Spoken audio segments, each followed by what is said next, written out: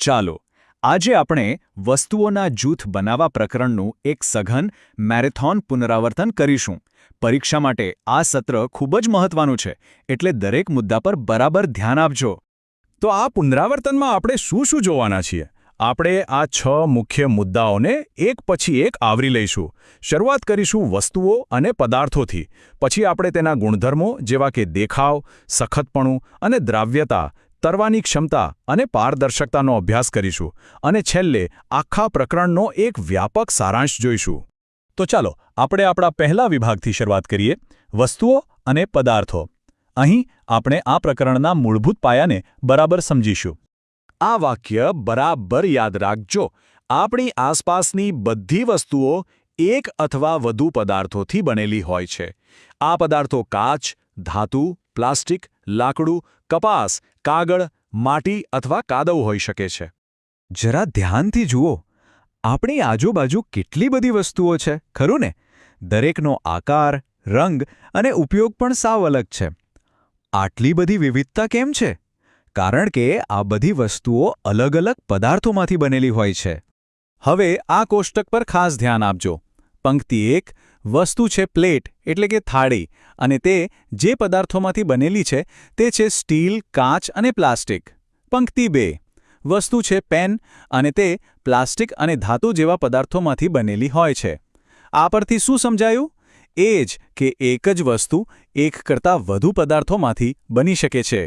સારું, તો હવે આપણે વસ્તુઓ અને પદાર્થો વચ્ચેનો સંબંધ તો સમજી ગયા, પણ હવે તેમને અલગ કેવી રીતે પાડવા? તો ચાલો તેમના વર્ગીકરણ માટેનો પહેલો ગુણધર્મ જોઈએ, જે છે દેખાવ. ધ્યાનથી સાંભળજો. પદાર્થો સામાન્ય રીતે એકબીજાથી અલગ દેખાય છે. જે પદાર્થોમાં ચમક અથવા તેજ હોય છે તે સામાન્ય રીતે ધાતુઓ હોય છે. ઉદાહરણ તરીકે લોખંડ, તાંબુ, એલ્યુમિનિયમ અને સોનું. આ ચમક, જેને દ્યુતિ પણ કહેવાય છે, એ ધાતુઓની એક ખાસ ઓળખ છે જે તેમને બીજા પદાર્થોથી જુદા પાડે છે. તો દેખાવના આધારે આપણે 2 મુખ્ય વર્ગીકરણ કરી શકીએ. એક છે ચમકદાર, એટલે કે એવા પદાર્થો જેમનો દેખાવ ચમકદાર હોય, અને બીજું છે નિસ્તેજ, એટલે કે એવા પદાર્થો જે હવા અને ભેજના સંપર્કમાં આવતા પોતાની ચમક ગુમાવી દે છે. દેખાવ સિવાય પણ પદાર્થોને તેમના બીજા ભૌતિક ગુણધર્મોના આધારે પણ વર્ગીકૃત કરી શકાય છે. તો ચાલો હવે આપણે સખતપણું અને દ્રાવ્યતાનો અભ્યાસ કરીએ. સૌથી પહેલાં વાત કરીએ સખતપણાની. સખત પદાર્થો એટલે એવા પદાર્થો જેને દબાવવામાં મુશ્કેલી પડે, જેનું શ્રેષ્ઠ ઉદાહરણ છે હીરો. અને બીજા છે નરમ પદાર્થો, એટલે એવા પદાર્થો જેને સરળતાથી દબાવી શકાય અથવા તેના પર ઘસરકો પાડી શકાય, જેમ કે કપાસ અને સ્પોન્જ. હવે બીજો ગુણધર્મ, દ્રાવ્યતા. પહેલાં તો સમજીએ કે દ્રાવ્યતા એટલે શું. દ્રાવ્યતા એટલે કોઈ પદાર્થની પ્રવાહીમાં ઓગળવાની ક્ષમતા. આના 2 પ્રકાર છે. પહેલું, દ્રાવ્ય એટલે એવા પદાર્થો જે પાણીમાં સંપૂર્ણપણે અદૃશ્ય થઈ જાય છે, મતલબ કે ઓગળી જાય છે. ઉદાહરણ તરીકે મીઠું અને ખાંડ. અને બીજું, અદ્રાવ્ય એટલે એવા પદાર્થો જે પાણીમાં ભળતા નથી અને અદૃશ્ય પણ થતા નથી. ઉદાહરણ તરીકે રેતી અને ચોક પાવડર. આ પ્રયોગ દ્રાવ્યતાનો મૂળ સિદ્ધાંત એકદમ સ્પષ્ટ રીતે દર્શાવે છે. કેટલાક પદાર્થો જેમ કે ખાંડ પાણીના અણુઓ વચ્ચે સરળતાથી ગોઠવાઈ જાય છે અને દ્રાવણ બનાવે છે, જ્યારે રેતી જેવા પદાર્થોના કણો ઓગળતા નથી અને નીચે બેસી જાય છે. યાદ રાખજો, પાણી એક સાર્વત્રિક દ્રાવક છે, પણ તે બધું જ ઓગાળી શકતું નથી. ચાલો હવે આપણે એકબીજા ખૂબ જ મહત્વપૂર્ણ ભૌતિક ગુણધર્મ તરફ આગળ વધીએ, તરવું અને ડૂબવું. આ ગુણધર્મનો સીધો સંબંધ પદાર્થની ઘનતા સાથે છે. કેટલાક પદાર્થો પાણી પર તરે છે, જ્યારે બીજા કેટલાક ડૂબી જાય છે. આની પાછળનો વૈજ્ઞાનિક સિદ્ધાંત ઘનતા પર આધાર રાખે છે. નિયમ બહુ સરળ છે. જે વસ્તુઓ પાણી કરતાં ઓછી ઘનતા ધરાવે છે તે તરે છે, અને જે વસ્તુઓ પાણી કરતાં વધુ ઘનતા ધરાવે છે તે ડૂબી જાય છે. આ ચિત્ર ઘનતાના સિદ્ધાંતનું એકદમ વ્યવહારુ ઉદાહરણ છે.